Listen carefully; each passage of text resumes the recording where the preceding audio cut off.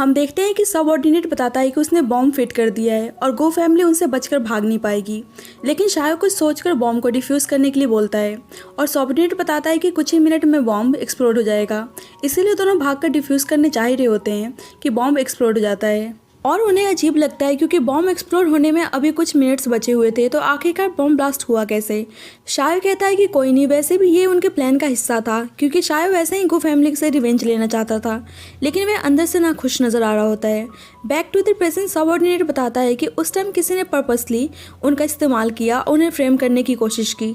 यहाँ शायो बोलता है कि गुमैंग को कोई आदमी उठाकर ले गया और उसी ने 2 साल उसको उससे रिवेंज लेने की ट्रेनिंग भी दी, और जो आदमी उन्हें मारने के लिए आ रहे हैं पक्का वह सारा काम उसी आदमी का है, और अब उन्हें कैसे भी करके उस आदमी के बारे में पता लगाना था। और डोंगर ही एकमात्र ऐसी इंसान थी जिसने उस रात उस आदमी को देखा था। इसीलिए सबऑर्डिनेट कहता है कि वह जल्द से जल्द उस आदमी के बारे में पता लगाने की कोशिश करेगा। शायो डोंगर का सही से ख्याल रखने के लिए बोलता है क्योंकि गो फैमिली के मरने के बाद बस वही मैंग से रिलेटेड बची हुई थी। दूसरी साइड मैंग शायो को ढूंढ रही होती है। इधर सबऑर्डिनेट को समझ में नहीं आ रहा होता है और वह पूछता है कि आखिरकार वह आदमी कौन हो सकता है जो उसे और गो फैमिली को नुकसान पहुंचाने की कोशिश कर रहा है, और उसने मैंग और शायो की फैमिली में इतनी ज़्यादा नफरत पैदा कर दी कि दोनों एक दूसरे के दुश्मन बन चुके थे। थोड़ी देर बाद सबऑर्डिनेट टीस करते हुए कहता है कि आपने मैंग के क्लोज जाने के लिए मुझसे फाइट भी की, और यहाँ पता चलता है कि रिसेंटली जिसने शायो पे अटैक किया था वह सबऑर्डिनेट ही था, ताकि वह शायो और मैंग को एक दूसरे के क्लोज ला सके। और वह सारी बातें बता रहा होता है कि कैसे इंजरी की वजह से मैंग उनके करीब आ गई है और किस तरह से उसने उन दोनों को क्लोज लाने में हेल्प की। और वह शायो को टीज कर रहा होता है कि आपने मैंग का ट्रस्ट गेन करने के लिए इंजरी का सहारा लिया। शायो भी बहुत ज़्यादा खुश होता है और वह कहता है कि वह उसके काम के लिए पक्का रिवॉर्ड देगा, और बाहर से उन दोनों की बात मैंग सुन लेती है और शायो को पता चल जाता है कि उनकी बातें कोई सुन रहा है। जब मैंग घबरा के भाग रही होती है तो शायो उसको देख लेता है और भाग के उसके पास जाता है, और मैंग को बहुत ही गुस्सा आ रहा होता है कि सब कुछ शायो का एक नाटक था, और वह उसके दिए गए डॉल को भी फेंक देती है। और वह रूम से बाहर जा ही रही होती है कि शायो आकर उससे पूछता है कि तुम कहाँ जा रही हो, और मैंग गुस्से में बोलती है कि वह गेस्ट रूम में सोने जा रही है। शायो कहता है कि लेकिन तुमने कहा था कि इंजरी की वजह से तुम मेरा ध्यान रखोगी। मैंग नाराज होते हुए बोलती है कि उसने उससे झूठ बोला और ये सब उसके प्लानिंग का हिस्सा था, और वह कहती है कि आपने कहा था कि मैं आपकी वाइफ हूँ, तो आप अपनी वाइफ के साथ ही स्कैम कैसे कर सकते हो। जिससे शायो उसको हक कर लेता है और ऐसा करने के लिए उससे माफ़ी मांगता है, और वह कहता है कि उसे उसकी फिक्र है, वह उसको भूल चुकी है और वह उससे डरती भी है,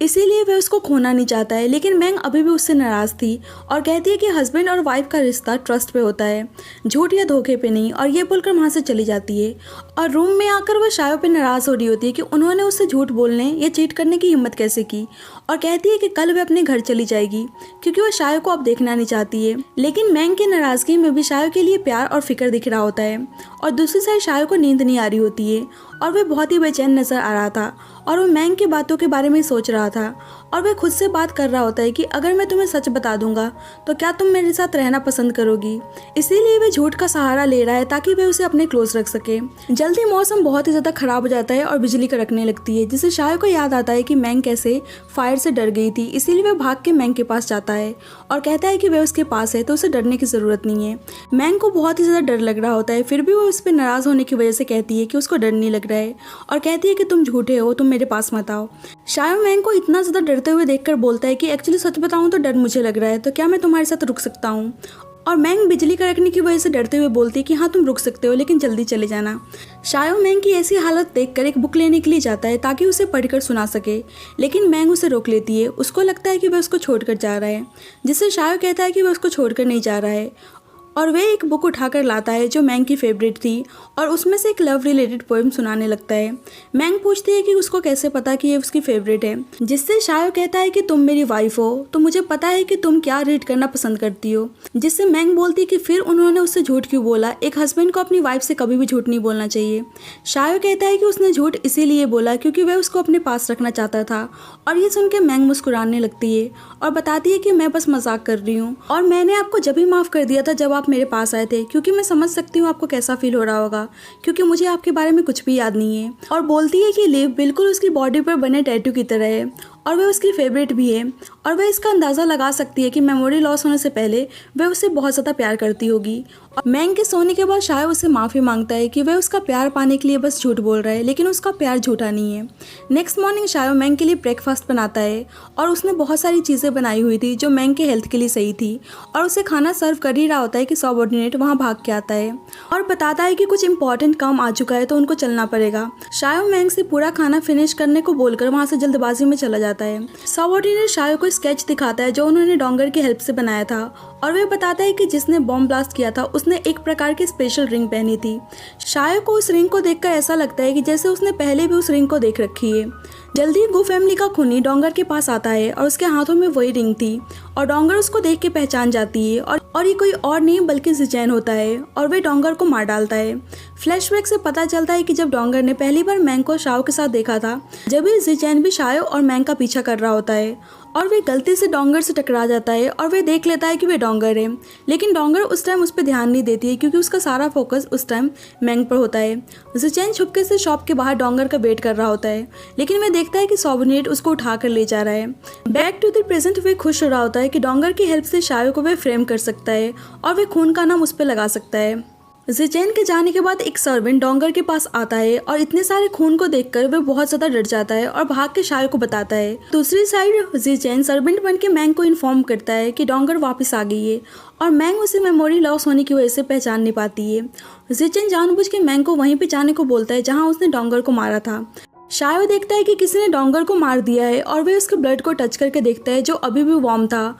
इसीलिए वह समझ जाता है कि किलर अभी भी उनके आसपास ही है और वह इतनी जल्दी भाग नहीं पाया होगा, और सबऑर्डिनेट को उसे ढूंढने के लिए भेजता है। वैसे ही वह सुनता है कि मैंग उसकी तरफ आ रही है और वह जल्दी से डोंगर की बॉडी को अलमारी में छुपा देता है और वह खून को साफ करके उसके सामने नॉर्मल रिएक्ट करने की कोशिश करता है।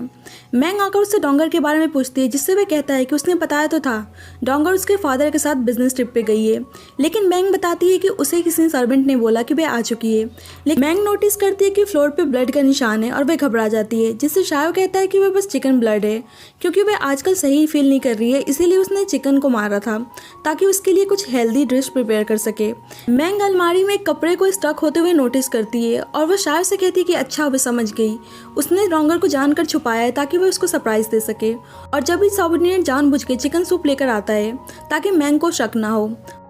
और शायो मैंग को वहाँ से लेकर चला जाता है। बाद में शायो और सबऑर्डिनेट डिस्कस करते हैं, जहाँ सबऑर्डिनेट बताता है कि उसने अपने आदमियों को मेंशन में भेजा था, लेकिन कोई भी किलर के बारे में पता नहीं लगा पाया, और शायो समझ जाता है कि वे किलर ज़िचेन है, क्योंकि शायो को याद आ गया था कि उसने उसी के हाथ में उस रिंग को देखी थी। सबऑर्डिनेट कहता है कि ज़िचेन मेंशन के बारे में सब कुछ जानता था, इसीलिए वह बच के भाग गया और उसने डोंगर को भी मारा और उन्हें फ्रेम करने की भी कोशिश की। शायो सीक्रेटली अरेस्ट करने के लिए बोलता है। सबऑर्डिनेट खुश था कि शायो के शार्प माइंड की वजह से मैंग को कुछ पता नहीं चला, लेकिन शायो को पता था कि मैंग को पागल बनाना इतना आसान नहीं है और मैंग को उन लोगों पे शक हो गया होगा, इसीलिए शक दूर करने के लिए उन्हें कुछ करना पड़ेगा। और शायो ने सोच लिया था कि उसको क्या करना है। मैंग सारी बातों को सोच रही होती है और शायो पे उसको थोड़ा सा शक होता है, इसीलिए वो बाद में छुपके से आके डोंगर को ढूंढने के लिए अलमारी में चेक करती है, लेकिन वहाँ पे बस कपड़े ही थे। और वह एक मेड को नोटिस करती है और उसको लगता है कि वे डोंगर है, लेकिन वह कोई और होती है, और शायो ने उसको जानबूझ के मेंशन में भेजा था क्योंकि डोंगर की तरह दिखती थी।